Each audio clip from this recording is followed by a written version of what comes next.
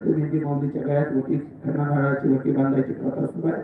तिथपासून ती प्रथा सुरू झाली. हा म्हणता शंकर भोसलेंचा नंबर पुढे आला. शंकर भोसले नावाचा भक्त पाठीमागे होता.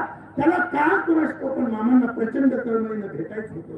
त्या तळमळीने शंकर भोसले पुढे आला, मामांच्या समोर आला. आज मात्र शंकरची काहीतरी सांगत होती. आज मात्र शंकरला वेगळं काहीतरी बोलायचं होतं. रोज मामांच्या तळावर येणारा शंकर आज मात्र चिंताग्रस्त होता. मामांच्या पुढा मामांनी जाणलं. मामा शंकर का बघतात. शंकर बोल. डोळ्याला पाणी आलं. मामा अडचण घेऊन आले. अरे या बाळू धनगराच्या दरबारात बरेच जण अडचणच घेऊन येते. येताना तुम्ही रडत येता, जाताना माघारी इथनं हसत जाता. हे बाळू धनगराचा स्वभाव आहे. माझ्या गावात आलाया आणि अडचण घेऊन आलाया.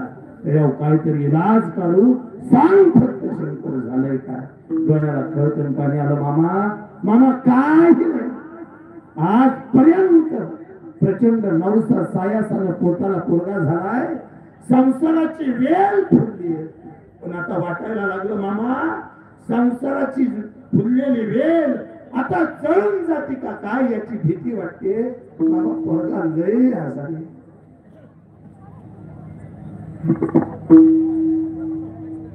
शंकर बघितलं. शंकर बघून सांगितलं शंकर पोरगा आजारी असं म्हणून उठले शक्य तेवढ्या लवकर परत होईल. शंकरला वाटलं करायचे.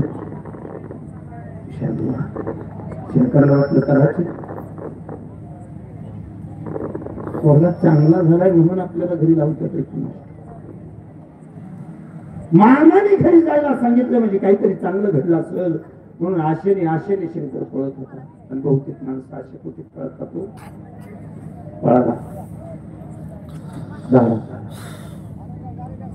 दारात गोंधळ चालला. कालवा चालला.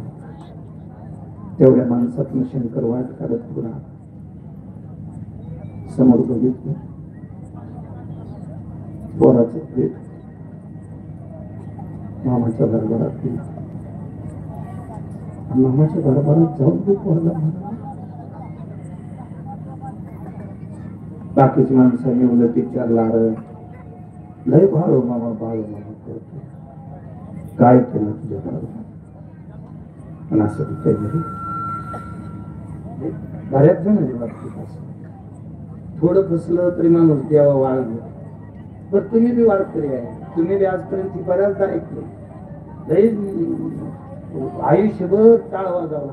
काय तुझं पांडुरंगाने म्हणते राव नाही का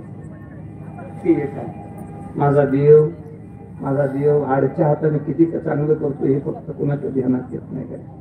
त्याच्यावर विश्वास ठेवून जागा.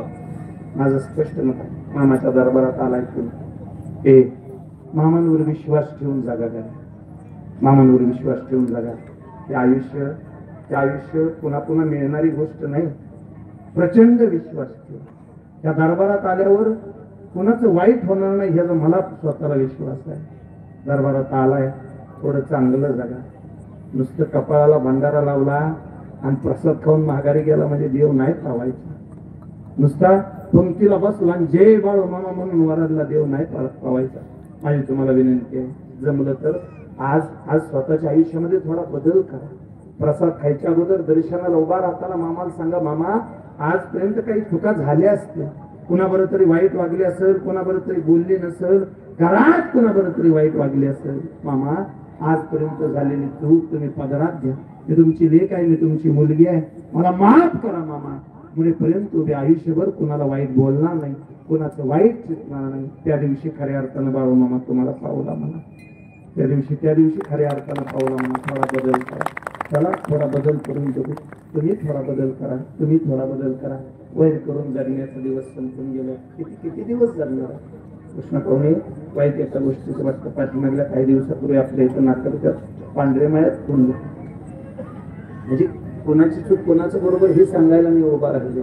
पण मला हे सांगू द्या, मला आवर्जून हे सांगू द्या की आपलीच माणसं आहेत.